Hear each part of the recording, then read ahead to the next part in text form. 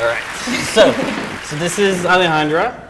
Alejandra and I have been working together for about a year now, and she's my lead designer. This awesome photo is taken by Gira Tali Padron over there. She's an awesome photographer. If you guys need some photos, feel free to talk to her. Alejandra is like an InDesign queen. Also, her favorite food is tacos. Of course. She can't go without a meal without talking about how tacos would have made it better. So this is me. I'm a designer, also the Rainmaker, and I like some Thai food. I was born and raised in France, and then I moved to the States when I was 10. Moved to New York about 7 years ago. And this past year been mostly remote due to the pandemic. So here are some of our clients, and I'm happy to say that some of the clients are people that we've met through Selina. For example, Spy Films. Spy Films is based out of Toronto, and I've included a sister company which I met from Selina in this presentation because I thought it would be cool to show you guys specifically, hey, this is a Selina project. Well, I shouldn't say Selina project, but it was a lead that we got from Selina. And so yeah, we've also done work with some agencies. Some agencies will subcontract to us, and we will also do client direct. We've recently helped develop a visual identity system for Pfizer's vaccines. We're not going to show you those. We'll do brand guidelines, develop like visual identity systems, and yeah. So anything from your logo to like how it's distributed, like everything down. If you look at Selina is like a great example of how they have their corporate identity. From anywhere from where you see the signs in the bathroom. There was somebody who made a big visual identity system for Selina and made all these different templates that they could use that can be reskinned from other graphic designers and put images down and whatnot and keep a consistent look and feel throughout all the Selina locations, and but that's much more. We're not talking about interior design. We're just talking about like the just a visual identity system in like in prints and digital and potentially in the application. You said you're a rainmaker. What does that mean? The Rainmaker is like you make it rain. I bring the money in the business. So it's been a pivoting turning point for me. I like these questions. Thank you. It's been a pivoting turning point for me as I've had many different startups in my life that have failed in different various ways. So one of the identity transition that I realized that was like the most key important is that if you are the business owner, you need to understand that you really are at the end of the day the rainmaker. You're at the end of the day the person that needs to bring income in. So you can't really outsource that. You can try to manage it and work with partners to do it, but that's something that you need to own. And because like you could focus on product, but if you don't have income coming in, you're not going to have a business for very long. Trying to identify myself with as a rainmaker. So I put it on the side, see how it felt, and I was like, all right, He liked the idea a lot. All right, so all right. So it all started with this is a magic trick. I'm gonna pull some milk cartons out next. It was whole planned.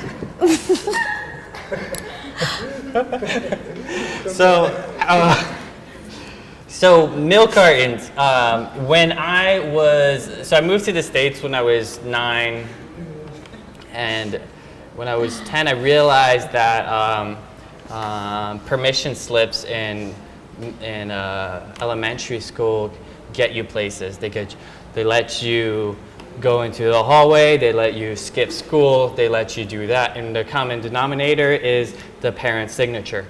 And so I realized, I was like, this is kind of like my first business idea. And if I get really good at forging signatures, I can skip school. And if I get really good at forging signatures, my friends can also skip their school and they can pay me. So I asked them to pay me through chocolate milk or even just regular milk. I had like a milk thing back then, I don't know.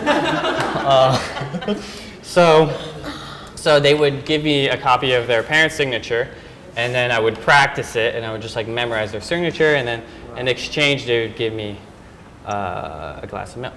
So, and then next slide. So this has grew on, and one day I decided to take this up to the next level and just see what my skill sets could take me. So I spent some time in the library, and I got the White House logo, and then I put a letterhead from the White House, and then I wrote this crafted email, and I had somebody who was good at English look over it, and wrote how I was requested from the US government to work on some international affairs, and therefore was not able to do my homework. So I printed this out, and then I forged George W. Bush's signature, which that's his signature right there. So the teacher was said, okay, do you have your homework? And I said, I handed her this paper very seriously, and then she looks at the paper like with the White House letterhead and whatnot and the George W. Bush signature, and she's like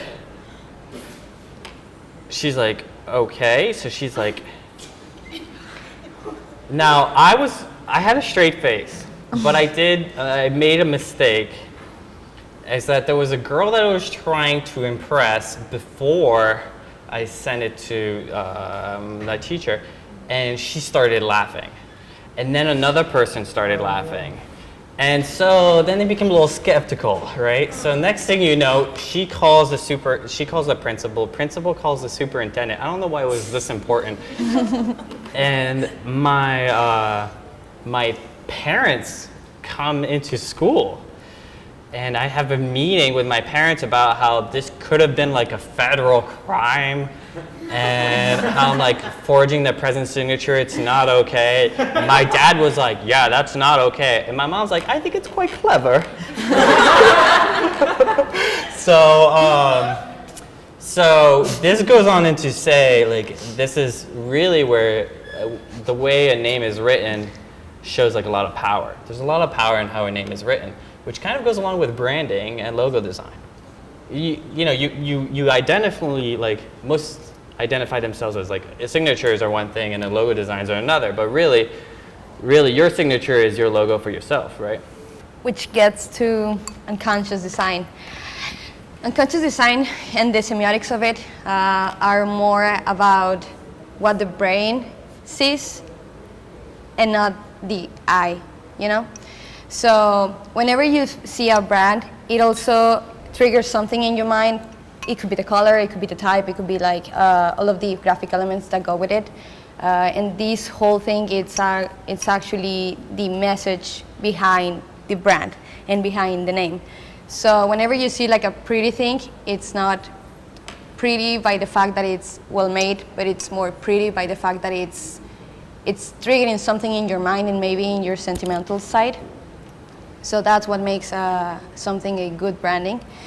For example, in this slide, what do you see first? Can someone tell me? Pac-Man, yes! Wow. They're not wrong. They're not wrong, no. And what is Pac-Man forming? Triangle. And it's interesting that the brain sees a triangle that it doesn't exist.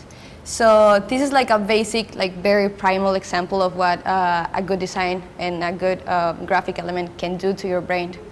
And also, like, can someone else say How do you read this? Stop war in the first one, and then in the other one, stop peace. Yeah. Exactly. Because of the colors. Yes. And also like the dividing lines, that it's like a simple, easy to make mistake whenever you don't have like this message clear, or the graphics, how it's evolving to the message. Now we're gonna do like a little guess game. We're gonna present like some logos, and then they're like well-known logos that you see on a daily basis, and then you will guess like what's the subliminal message that goes behind them. Which logo is this? Can you see the subliminal message? 31. Exactly. Can you go to 31 flavors? For someone that maybe it's not from the US, because I learned this like today. I didn't know that the Baskin Robbins had like 31 flavors, which goes into the branding of it. I think it used to be called Baskin Robbins 31. That was like the original name, I believe. And for example, in Mexico, we don't have that, so it was like a little far-fetched for me. So FedEx. So big that D connects to the E. So fast to deliver that the D connects to the E. That's an interesting message. But we have like something more clear. The little arrow. Oh yeah. Do we all see the arrow? No, I didn't. Most Do you see it now? Yes. Who doesn't see the arrow? I'm seeing IE. I don't. Okay, I'm just gonna. IE. So right here we have the arrow, and you can see it. It's always pointing forward. So when the FedEx truck goes by, It's pointing forward, it's yeah. always pointing forward. But what's the point of not a lot of people see it? It's subliminal, so it's like you see it, but you don't know that you see it, right?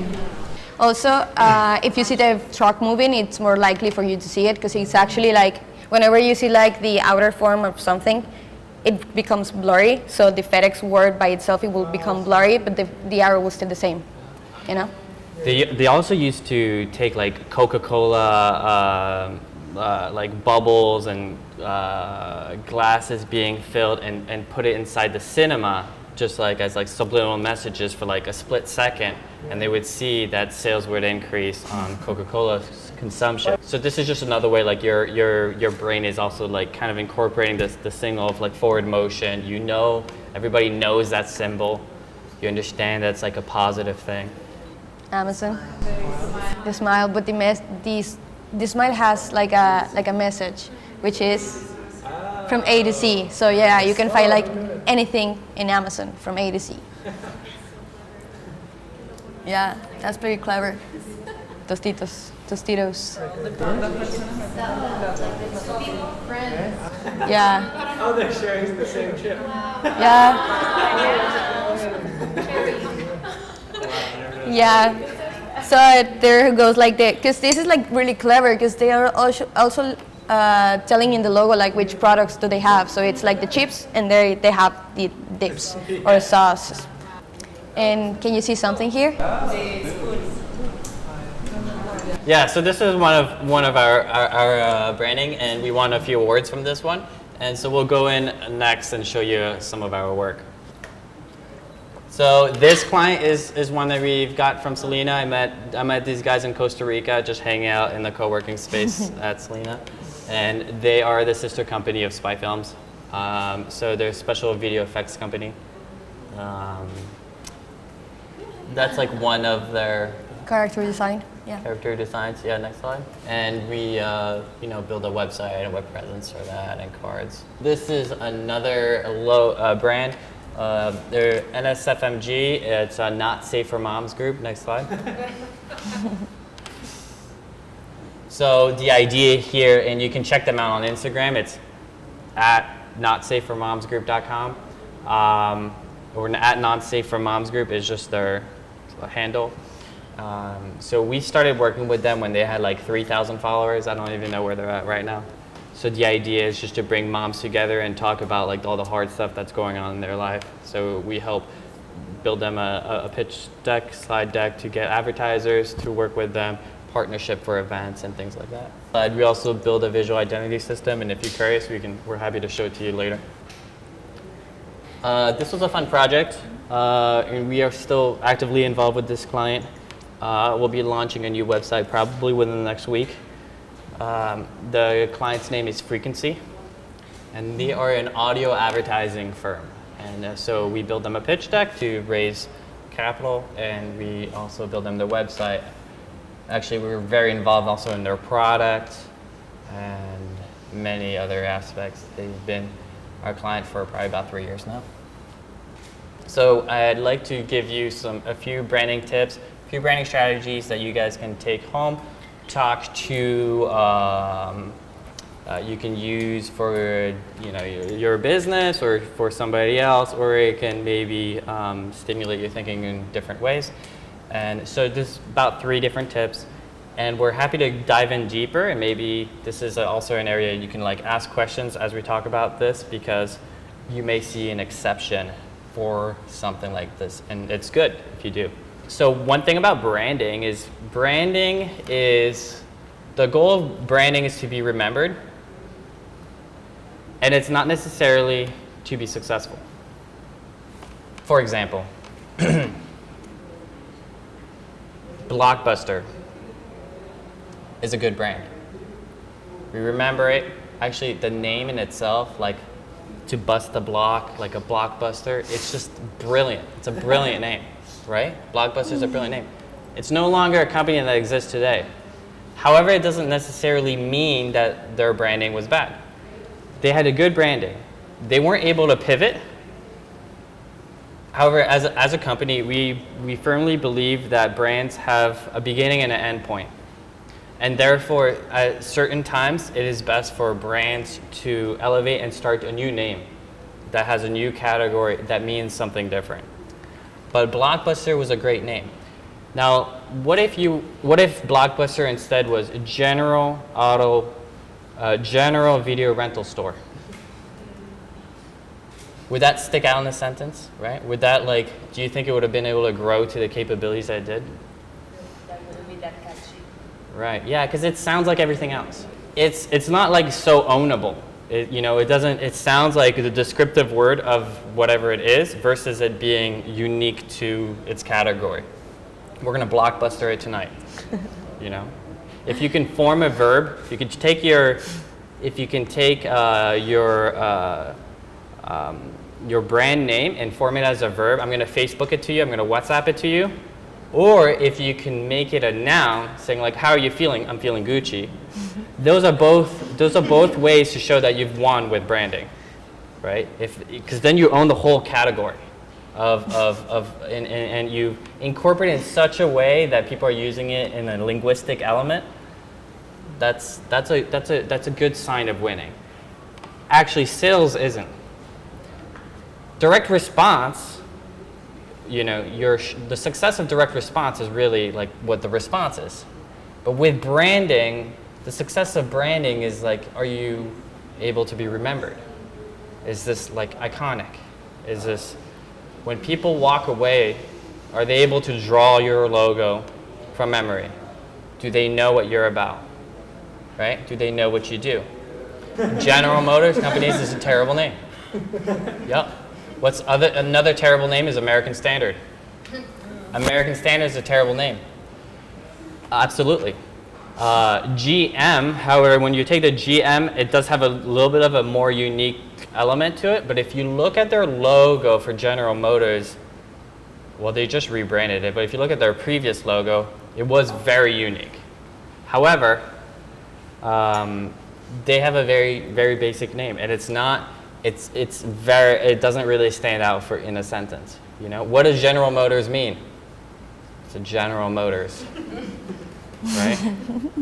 So it's not a great name for exceptional branding. When branding is extremely successful in using its power of branding is when it builds almost like a cult-like following that's going to tattoo themselves with the logo, and they're able to pay twice as much for whatever that product is, merely because of the idea that the brand represents and how it makes the consumers feel. And would doubt that people have a General Motors tattoo on them. But is it more the culture that they build around the brand or the name? Because take Harley Davidson. I mean, it's pretty random name. Like it's pretty common, like normal. But Harley Davidson Average Joe, like how many Harley Davidsons are there in America? Probably in the like world. thousands, right? Like. Yeah, I mean, how many, like Johnson and Johnson, right? But it's not, Harley Davidson isn't like nice motorcycles. No, but that's what I mean. Like, So how much is it the product and the culture, or the name? Like, how much does the name really influence? Is it not more about the product and the culture and everything that you build around it? They're absolutely very, very, very intertwined. You're gonna spend 3 times as much money to be able to get a brand like General Motors to get to the point of General Motors, as opposed to having something that you type in on Google and you are always gonna be the only person that owns that, right? Like Apple. Johnson and Johnson, only the only person to do that. You're right. Like they own that category. If they were General Pharma, anybody could like compete against those keywords online. Anybody could compete on those things, and it makes it very, very difficult. So the product, of course, matters. However, quality isn't really what wins. In blind taste test, people tend to choose Pepsi over Coke, but people always general public would rather choose Coke over Pepsi. So it's really not, at the end of the day, the quality isn't really what wins in the marketplace. It's the feeling that the consumer is able to capture from the image that you're representing. And when you have a name that is like Harley Davidson, you know that there's someone behind it that you're subscribing to, as opposed to just like some random corporate entity. I think it has to do also like with fashion, because Carolina Herrera, that's also like common name, especially in Latin America. But I think it applies the same concept. And I feel like you bring a good point. Like it's a really valid point. And at the end of the day, they got to the place that they are in through like harder work. That if they would use like a more unique or representative name than the one that they're using, and they got to the place that they are in because of the product. That's like one of the examples where product and hard work could get you there. But also it represents that it was more difficult. And Sign off from that name, like Ferrari, everything's approved by Enzo Ferrari, or was, and that was the thing, it had his name on it. Yeah. And if you look at the price of GM, like that's self-explanatory, right? Versus like competing other cars, you realize that the brand is not really their selling point. Because you have 2 marketing strategies, right? You don't have to choose branding. You're not forced to, you don't have to win by using branding. You can, but you can also be somebody that is, that sells tacos down the street and just sells a lot of tacos. You don't need a name, you got good products, you sell good tacos, you got a lot of stands. You get a bunch of people in the corners of the streets, they get good tacos, and you can make a business out of that. What better symbol of lust and desire is there than a bitten apple, right? So it's interesting because we often see like the Apple logo, but like what you see also is not just what the Apple logo is, but also what it isn't. It's not a little computer. It's not a little iPhone. It's not saying what it is. General Motors, if General Motors is stuck and will always be stuck providing motors, they can't just pivot and start building computers, right? They can't just pivot and start building hotels. Imagine if General Motors built a hotel. It would be super weird, right? So, but if Apple wanted to start building cars, or if Apple had a hotel, you would know what it would look like. You would know what the car would look like if it does it, right? But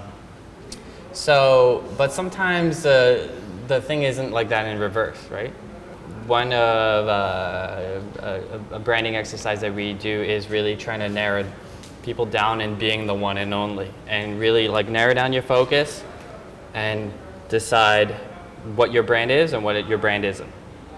So Fred DeLuca started a deli, and most deli shops, serve just about everything. They serve cigarettes, they serve ice cream, and they serve sandwiches, bagels, coffee, and potato chips. Fred DeLuca decided to do it differently, and he's like, I'm going to start a deli shop that has one focus: submarine sandwiches. And he's like, we're going to make great submarine sandwiches, and we're not going to do anything else.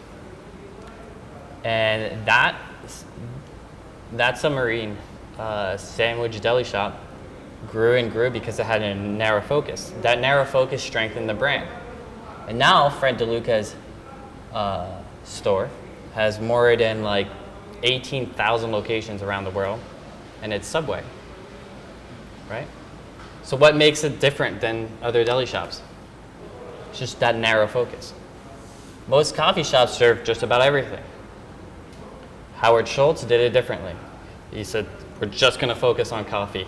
We're not going to offer sandwiches. We're not going to offer all this other stuff. We're just going to do coffee. And the other thing is that sometimes if you own a coffee shop and you're like, you know what, let's serve ice cream. You'll realize, okay, we served ice cream. You know what, our sales grew by 15%. Right, your sales might grow by 15%, but you might betray the authenticity of your brand and hurt the long-term legitimacy by how it's remembered and how it's iconic and how it'll stand out in the marketplace. Does that make sense? Don't you feel like the focus actually led to personalized sandwiches? So the actual reason to the benefit that consumers got from that was actually personalizing a sandwich? Personalize it, yeah, that's true. A good marketing She's perspective. obviously in branding. This is a fun topic. I actually like this topic a lot because it's an interesting way of thinking about things that kind of challenges your thinking. The easiest way to start a parade, right, is to find a parade and to get in front of it. And the easiest way to start a movement is to find a movement and start leading it. We have already waves and trends that are already existing. So the best way to show that you are a leader or you are leading in the field is by showing that you have those followers, right? So there's an interesting study with bioluminescing fish, which goes into the next slide. I'll show you the picture. So bioluminescing fish are fish that glow in the dark. If two fish glow equally as bright, so what happens is the male fish are the one that glow, and the female fish are attracted to the male fish that glow the brightest. Now, if two male fish glow equally as bright, who do you think the female fish goes to? Any thoughts? Indecisive, just go back and forth. That's good. That's good. So the female fish will go to the male fish that already has another fish attracted to it. Wow. Rather than seeking exclusivity with the other fish. So it's like a weird scientific phenomenon, but it's also we used to call it the Justin Bieber complex. The reason why there might be the same person in the same room, but this person's famous and other people want him, and therefore I want him too, or her, right? Whatever. Preferences are. Whatever's your preference. All right, we're gonna just be glad you didn't get this chair. All right, here we go. So how does this work in marketing and branding? Well, if you say, I sell the best cookies in Panama, you're like, well, of course you say you sell the best cookies in Panama. Everybody says they sell the best cookies in Panama. What makes your cookies the best? I don't believe you, right? However, if you say you're America's favorite cookie, right, which is Oreo's slogan, like, well, if you're America's favorite, well, you must be the best. And it's just a simple phrase that kind of like twists around your perspective that says, well, you already have these followers, right? If I tell you, hey, we're the best designers in America, you'd be like, yeah. You wouldn't believe us, right? I wouldn't believe us. However, pivoting the story around, it says, these followers have chosen us. Then at this point, we've already established, that we've already have that credibility because of them, So it's an interesting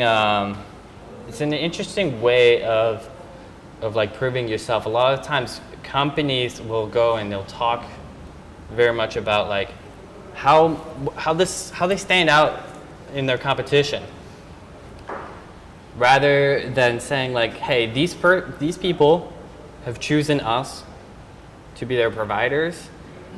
We have nothing to prove.